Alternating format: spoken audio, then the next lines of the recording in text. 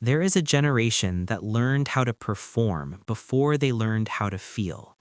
They grew up not just in the world, but in front of it.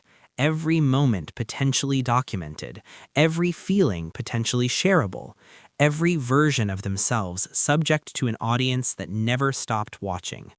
Before they had finished figuring out who they were, the algorithm had already decided for them. Before they had learned to sit with an emotion, there was a format for expressing it. Before they had developed the inner architecture that would hold them through adulthood, the scaffolding of their identity was being built by platforms that were designed not for their flourishing, but for their engagement. They are the most anxious generation in recorded history. They are the loneliest generation despite being the most connected. They are the most mentally ill generation ever measured, not because they're weak, but because they were handed a world that no generation before them had ever survived, and they were handed it before they were ready, and they were handed it without a manual. They are Generation Z, born between 1997 and 2012, raised inside catastrophe, formed inside screens, and carrying an inner weight that the world is only beginning to understand. This is not a video about their habits or their slang or their relationship with work. This is a psychological portrait of what it actually costs to grow up the way they did, and what it produced in the people who made it through. You are deeper than you know. 1. The generations whose identity was built by an algorithm. Every human being who has ever lived has gone through the process of identity formation during adolescence, the slow, uncertain, deeply personal work of figuring out who you are, what you believe, what you feel, and what kind of person you are becoming. For every generation before Gen Z, this process was imperfect and sometimes painful, but it was fundamentally private. You tried things and failed in front of a small audience. You changed your mind. You went through phases. You became someone, incrementally and without documentation. Gen Z went through this process inside recommendation algorithms, and those algorithms did something to identity formation that has no precedent in human psychology. A 2025 analysis found that what platforms offer developing adolescents is not connection, but coherence, a narrative that explains who you are quickly and completely, locks you into an identity category, and then feeds you content that confirms it relentlessly. The algorithm interprets a transient feeling as a stable trait. A passing curiosity becomes a defining label. A bad week becomes a diagnosis. The fluidity that adolescence requires, the trying on and taking off of selves, the necessary uncertainty of becoming, was systematically replaced by premature identity consolidation, handed to teenagers by a machine that had no interest in their development and every interest in their time. What this produced is a generation that knows the language of psychology and selfhood, terms like attachment styles, trauma responses, emotional regulation, with an intimacy that no previous generation came close to. But knowing the language of the self is not the same as knowing the self, and there is a particular kind of psychological confusion that comes from having been told who you are before you had the chance to find out. 2. The most anxious generation in recorded history. The statistics for Gen Z's mental health are not merely concerning, they represent a psychological emergency with no historical parallel. Anxiety is substantially more prevalent in Gen Z than in the past 3 generations. Over 60% have received a formal medical diagnosis for anxiety. Nearly half, 46%, have already received a formal diagnosis for some mental health condition, and more than a third believe they have an additional undiagnosed condition on top of that. The antidepressant dispensing rate for people aged 12 to 25 increased by 66.3% between 2016 and 2022 alone. Only 47% of Gen Z members consider themselves to be thriving, the lowest rate of any living generation, compared to 59% of millennials and 57% of Gen X. These are not numbers that describe a generation that is simply more willing to talk about mental health than previous generations, although that is part of the story. They describe something structural, a generation that was formed during conditions that systematically produced anxiety on a neurological level. The constant stimulation of digital platforms overstimulated the amygdala, the brain region responsible for threat detection, from a developmental age, training the nervous system to scan for danger in the absence of actual threat. The doom scrolling that became habitual for this generation did not merely inform them about a dangerous world, it repeatedly activated their stress responses, elevated their cortisol, and impaired the prefrontal cortex functions of reasoning and emotional regulation through sheer accumulated fatigue. What Gen Z is anxious about is not imaginary. The world they were handed, economically precarious, ecologically threatened, politically unstable, is genuinely difficult. Their anxiety is not a disorder. In many cases, it is an accurate reading of reality by a nervous system that was tuned, through years of digital immersion, to detect everything wrong simultaneously. 3. The most connected generation, the loneliest. In 2018, a healthcare company called Cigna released a loneliness study that produced a result so counterintuitive it took researchers several years to fully accept. People aged 18 to 22 were lonelier than people over the age of 72. The oldest generation, the one with the fewest social connections, the most physical limitations, the most losses, was less lonely than the youngest adults. The generation with the most digital connections, the most access to communication, the most constant contact with other people through screens, was the most isolated. The loneliness paradox of Gen Z exists because connection and genuine intimacy are not the same thing, and what social media produces in abundance is the former, while systematically eroding the conditions for the latter. Genuine intimacy requires time without agenda, the willingness to be boring together, the ability to be imperfect in front of another person without managing how that imperfection will be received. It requires a quality of presence that is almost impossible to sustain when part of your attention is perpetually distributed across a feed. Between 2000 and 2015, Gen Z high school seniors spent an hour less per day in direct in-person social interactions compared to early millennials, an hour every single day, compounded across the entirety of adolescence, redirected from the practice of real human connection towards a simulation of it.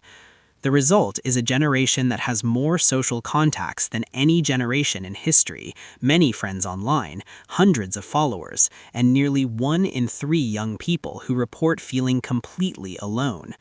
The loneliness is not about being without people, it is about being without the specific quality of being truly known, which requires exactly the kind of sustained, undistracted, unperformed presence that the digital environment makes most difficult. 4. The parent who wouldn't let go. To understand what happened to Gen Z, you have to understand what happened to the generation that raised them, because the anxious, overprotected, emotionally fragile portrait that critics paint of Gen Z did not emerge from nowhere. It emerged in large part from a specific style of parenting that itself was a response to a specific fear. The parents of Gen Z, predominantly older millennials and younger Gen Xers, were the first generation to raise children inside a 24-hour news cycle that made the world feel more dangerous than statistical reality warranted, and they responded by doing something no generation of parents had done to the same degree before them. They stayed, constantly, in every room, for every difficulty, for every disappointment, for every scraped knee and failed test and social rejection that previous generations had been allowed to survive on their own terms. Psychologists call this helicopter parenting, the pattern of hovering over a child's life so completely that the child never develops the psychological resources that only adversity can build. And the research on what it produces in children is both extensive and sobering. A 2019 study published in Developmental Psychology found that children raised by over-controlling parents showed significantly higher rates of anxiety and depression in young adulthood, reduced problem-solving ability, lower tolerance for frustration, and a diminished capacity for self-regulation, the ability to manage their own emotional states without external intervention. The parents had been trying to protect their children from suffering. What they had actually done was protect them from the very experiences that would have taught them how to survive it. This is not a condemnation of parents who were doing what they genuinely believed was right in a culture that rewarded their involvement and pathologized the alternative. It is a psychological observation about what happens when an entire generation grows up without the small, graduated experiences of failure, discomfort, and self-rescue that are the raw material of resilience. Gen Z arrived at adulthood having been given everything, except the one thing that cannot be given, the felt knowledge that they can handle difficulty, that they have the inner resources to survive what is hard, that the self is more durable than it feels. They arrived prepared for everything and equipped for the uncertainty that preparation cannot reach.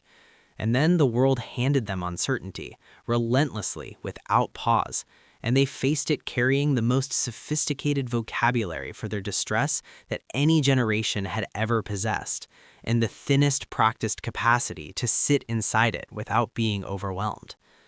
The helicopter parent was not the cause of Gen Z's struggles, but they were the architecture that made those struggles harder than they needed to be. And understanding that is essential to understanding why a generation that was given so much still arrived at adulthood feeling so unprepared. 5. What the dopamine architecture did to their minds. Nearly 4 in 9 Gen Z members, 78%, admit they have felt addicted to their phone or social media. This is not a metaphor. The design of social media platforms exploits the same dopamine-driven reward circuitry that underpins every other form of behavioral addiction.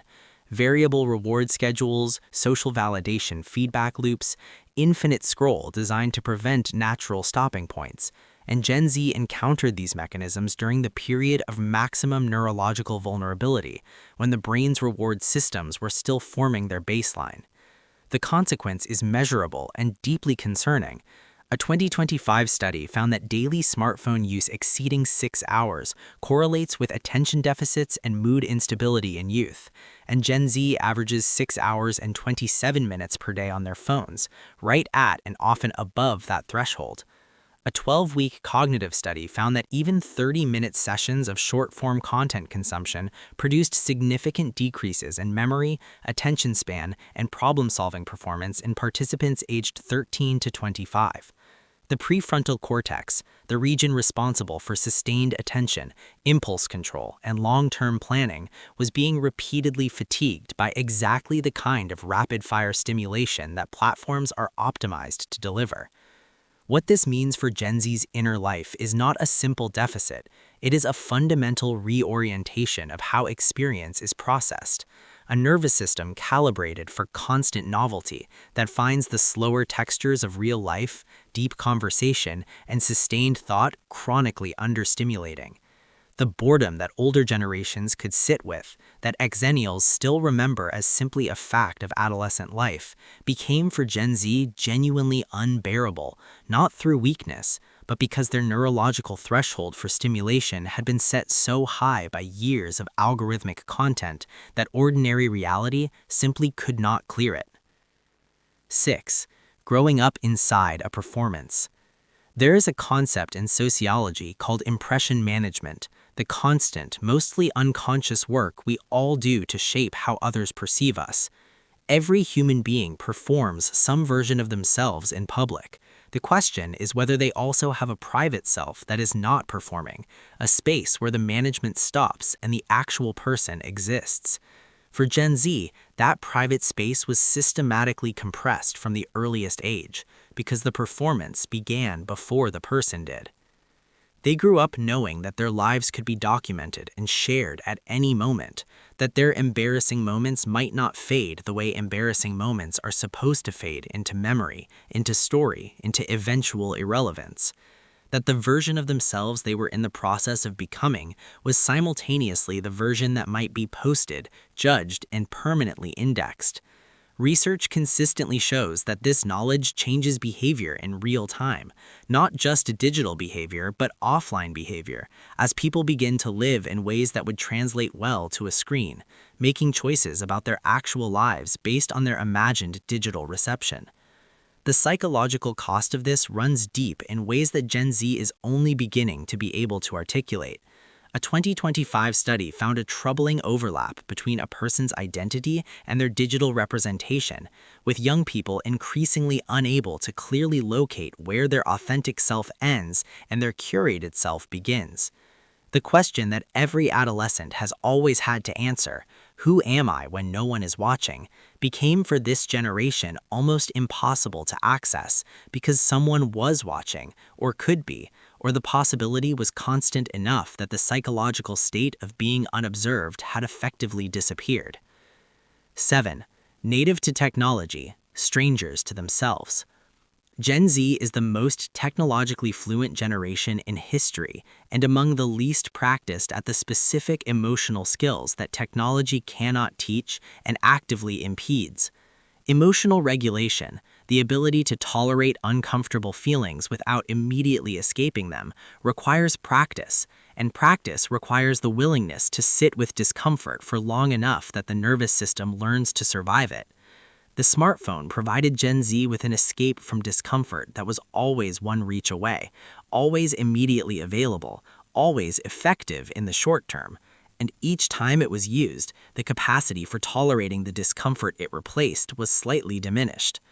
The result is not a generation without emotions, but a generation with intense emotions, and in many cases, limited capacity to process them without external tools. Therapy speak became the native language of Gen Z, not because this generation is uniquely self-indulgent, but because they grew up in an environment that provided constant stimulation and almost no practice in the quiet, unglamorous work of sitting with yourself. They are more open about mental health than any previous generation, genuinely and remarkably so. But openness and integration are different skills, and knowing the vocabulary of the inner life is not the same as having navigated it. What is also true, and what the narrative of Gen Z damage often misses entirely, is that this generation's emotional intelligence, despite and because of everything they went through, is in many ways extraordinary. They are more empathetic towards suffering, more aware of psychological harm, more committed to authenticity than any generation before them. They learned to name things. They learned to recognize patterns. They learned to say this is not okay when previous generations would have simply absorbed it in silence. That is not nothing. That is in fact a great deal. 8. Exhausted before life began. The word burnout was coined to describe what happens to dedicated professionals after years of sustained overwork, a state of emotional, physical, and psychological depletion that arrives after a long effort towards something that ultimately failed to produce the promised meaning. Gen Z arrived at burnout before the sustained effort had properly begun, which tells you something important about what they were carrying before the work even started. 86% of Gen Z report experiencing burnout. 65% do not feel financially stable. More than 2 in 5 believe their generation is not set up for success. They entered the workforce during or immediately following a global pandemic that had collapsed the social scaffolding of their late adolescence into a job market that economists described as the most challenging since COVID, carrying student debt, confronting cost of living pressures that make the milestones of adult stability, housing, savings, long-term security feel not merely distant but potentially impossible. And here is what makes Gen Z's response to this situation psychologically interesting rather than simply depressing. They refused to repeat the millennial pattern. They watched an entire generation pour their identity into careers and productivity, watched the promise of do what you love produce exactly the burnout it was supposed to prevent, and they declined. Only 4% of Gen Z aspires to reach the C-suite. They are the generation that coined quiet quitting, not as laziness, but as the psychological insight that your job should not be your entire self, because a self built entirely on productivity has nothing left when the productivity falters. That is not apathy. That is a generation that learned from watching the one before them and decided to protect something the millennials forgot to protect: themselves. 9. Who are you when the camera is off? The most profound psychological question facing Gen Z is not about anxiety statistics or dopamine systems or burnout rates. It is about identity at its deepest level. Who are you when you are not being observed? What do you actually feel when the performance stops? What do you want, genuinely and privately, when there is no audience to want it for? These questions are hard for everyone. They are almost uniquely difficult for a generation that went through the formation of selfhood inside an architecture specifically designed to prevent the quiet, unobserved, unglamorous process that genuine self-knowledge requires. Research found that 83% of mental health advice on TikTok is misleading or inaccurate, yet Gen Z encounters psychological frameworks through social media far more than through clinicians or books, which means the conceptual vocabulary they use to understand themselves was largely provided by an algorithm optimized for engagement rather than accuracy. There is a growing movement within Gen Z that is worth understanding as a psychological development rather than simply a trend: the turn toward anonymity. Research published in 2025 found that unlike millennials, who built their digital identities around personal branding and visibility, growing numbers of Gen Z are gravitating towards pseudonymous and anonymous online spaces, not because they have nothing to say, but because they are looking for a space to exist without the management burden, without the documentation, without the performance. They are, in the language of this movement, looking for somewhere they can be nobody, so they can find out if there is a somebody underneath. That search for an authentic self beneath the performed one, for a private interior that belongs to them rather than to the algorithm, is perhaps the most important psychological task of this generation's adulthood. And the fact that they are searching for it at all, naming it, choosing it even when visibility would be easier and more rewarded, suggests something about Gen Z that the anxiety statistics alone do not capture. They know something is missing. They know the performance is not the person, and they want the person back. What history will make of Generation Z is not yet decided. They are still young. The oldest among them are in their late 20s, and the youngest are teenagers. And the full shape of what they carry and what they build from it has not yet come into view. But some things can already be said with clarity. This generation did not create the conditions that formed them. They did not design the platforms that colonized their adolescence. They did not choose the economic system that handed them instability as their starting point. They did not opt into the pandemic that took from them precisely the years when human connection was most essential to becoming whole. They were handed all of it before they were ready, as every generation is handed what it is handed, and they did what human beings do.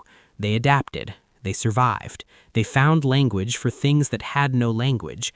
They named the wounds that previous generations had absorbed in silence, and they refused at least some of the traps that were laid for them.